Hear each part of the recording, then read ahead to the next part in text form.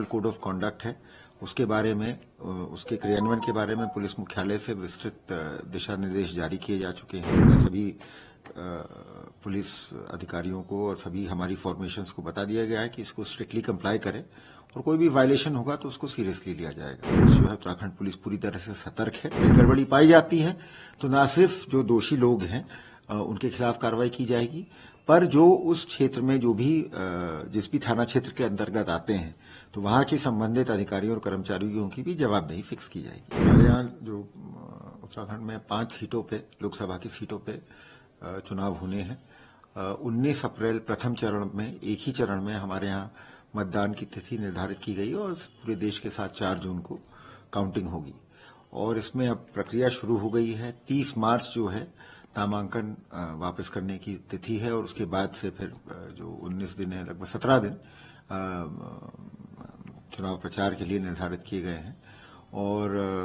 परसों की घोषणा के साथ ही पूरे देश में और हमारे प्रदेश में भी आचार संहिता लागू हो चुकी है।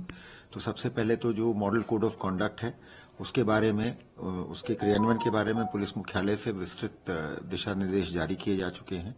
और इसमें हमने सभी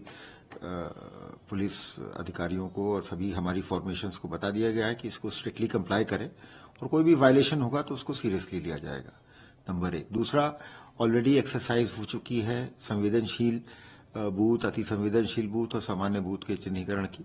तो उसमें भी जो माननीय चुनाव आयोग के जो मानक हैं उनके अनुरूप पुलिस बल की तैनाती की जाएगी, पुलिस बल की, होमगार्ड की और जो बाहर से हमें सीएपीएस मिलेंगी उसकी। और जैसा कि पिछले